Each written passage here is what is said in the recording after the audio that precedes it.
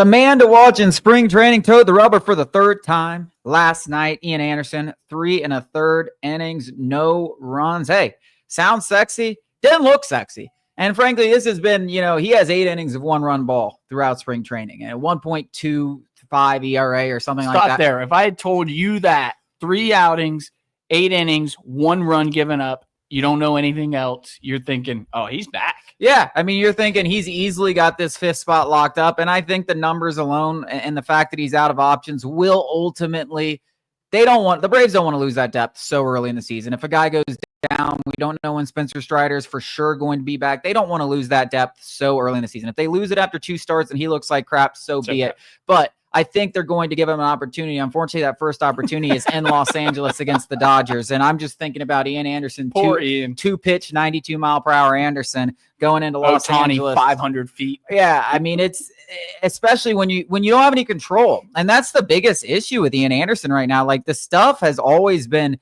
questionable because he doesn't have a great variety. It's all about deception with that fastball and changeup. And the velocity hasn't quite been where it was when he was fully healthy. But the biggest issue with Ian Anderson right now is he can't throw strikes. Nope. He has 9 walks in 8 innings this spring. He had 4 walks yesterday. Like, sure, the crappy Marlins minor league team couldn't hit him, but are we going to give him kudos, man? You shut out a guy who will never be in the major leagues. Like, that's not who you're going to be facing, opening week against the Los Angeles Dodgers. And I know the Dodgers are an exception, but these major league teams, when you walk guys, you are not going to have success. And there is one thing that the Braves play. I'll let you guys are.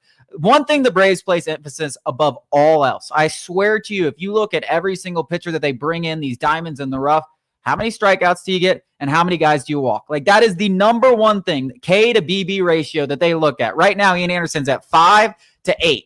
That's not good. That's not good, Coach. 5 to 9, actually. Yeah, that's awful. And the process is flawed, though the results are good. And that is why you should always prioritize the process over the results in any facet of your life, but especially baseball, especially pitching. And you said it, and I do agree with you. He's going to make the opening day roster purely because he just has shown an ounce of being a starting caliber pitcher in this league. But he's going to get torn up because the Marlins do suck. And that wasn't even the Marlins, what they're going to trot out there on opening day. Like, it's going to get much more difficult. And when you give guys free passes, they're going to make you pay in this league.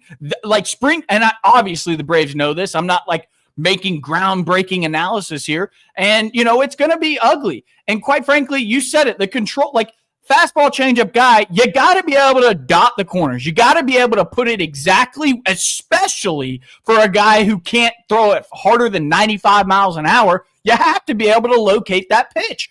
And he can. I mean, at this point, maybe the next start, maybe he has 2 more starts after this. Yeah, 2 more. 2 more starts after this. Maybe we see more and more. But at this point, he is going to go into Los Angeles, Freddie homer, Mookie homer, Ohtani homer. It's going to be ugly. Yeah, I'm very intrigued because I do want to say I do think the Braves are going to put him on there. I said that. You said you're almost certain of it. I wouldn't put it at 100%.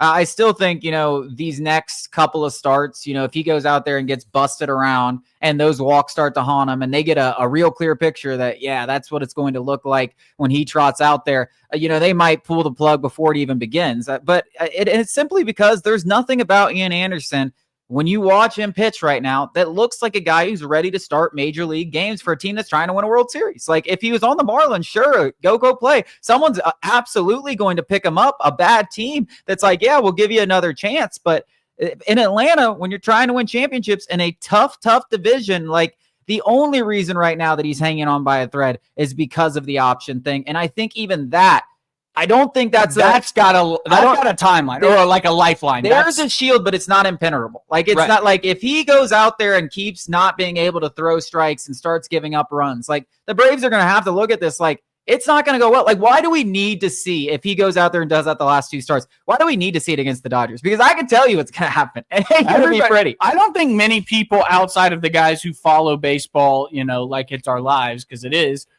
realize what we are setting ourselves up for in terms of, it's going to be Sale, Schwelly, Lopez in San Diego. It's going to be Grant Holmes game 1 against the Dodgers. And then it's going to be Ian Anderson in game 2 against the Dodgers.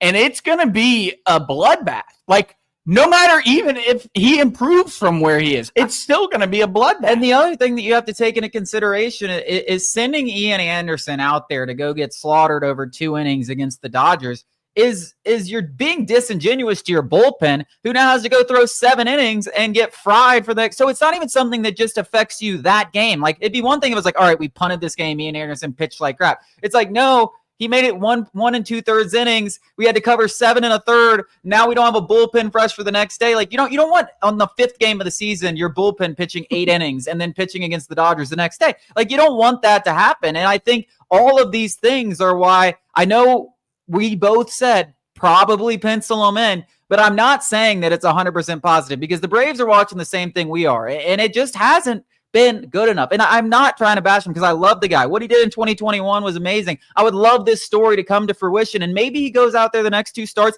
and doesn't walk anybody, and it's like, hey, found my control. What's up? You still talking crap, Chase? I'm right there with you, man. I'm right there. But I don't know if maybe you can enlighten me. Is it a control thing in terms of or not? Is a control thing a switch you can flip? It feels like it just progresses.